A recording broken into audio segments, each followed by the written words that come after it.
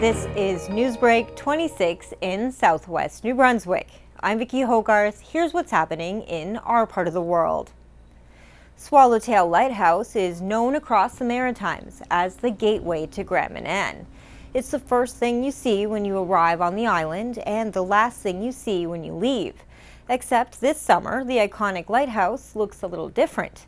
Covered in scaffolding, the lighthouse is in the midst of massive restorative work, and Lightkeeper Ken Ingersoll says there have been a few unanticipated challenges along the way, such as navigating severe water damage and rot within the 163-year-old structure. Where it is right now is we've completed the sheathing, which is something we didn't anticipate when we started the project. So we've had a couple of small obstacles appear in the way, and one of them was we found some rot in the tower, which has been addressed. It's been completely repaired, and throughout that we discovered that it would be best to put half-inch plywood over the whole tower. So that meant 140 sheets of plywood, plus the labor to put it on. But at the end of the day, it makes for a much better job and a much stronger job. So here you see in the back, you see the plywood. It's done complete right up to the top of the bottom of the parapet. So now the next stage is to start putting the corner boards and the actual shingles on the tower.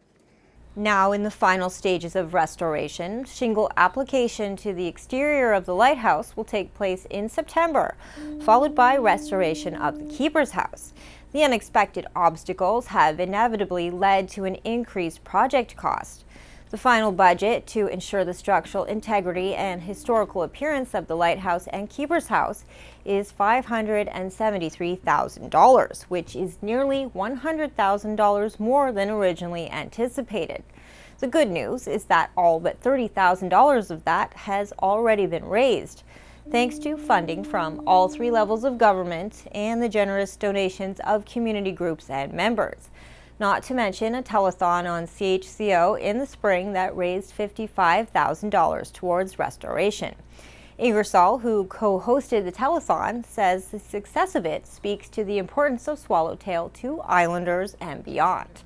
And I think our telethon that we had in April really spoke that, that everybody wants to see this done. Everywhere I go, this is the number one question. When's the tower going to be done? When's the tower going to be done?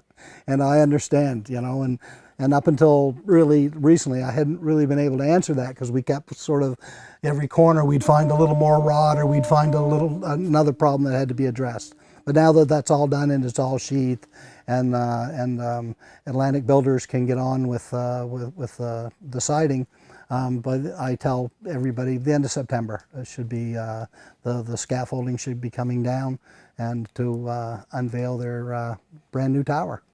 Swallowtail Keepers Society is currently seeking donations via e-transfer on their website. Ingersoll says those who've already donated can help simply by spreading the word. Grand Manan Mayor Bonnie Moore says despite the delays and hiccups, there is tremendous enthusiasm across the island for the unveiling of the new and improved Swallowtail in the weeks ahead. It's hard as a Grand Mananer to imagine coming home without coming around Swallowtail, so to know that that beacon is going to be there is it's very reassuring, and it's really exciting to see the work finally happening. Ingersoll says those who might not get to the island this fall to see Swallowtail unveiled can anticipate a grand reopening ceremony in the spring. What he's most excited for, however, is that Swallowtail will still be standing for generations to come. Oh, it's very exciting because at the end of the day, as we walk away and this tower will be here another 100 years, at least.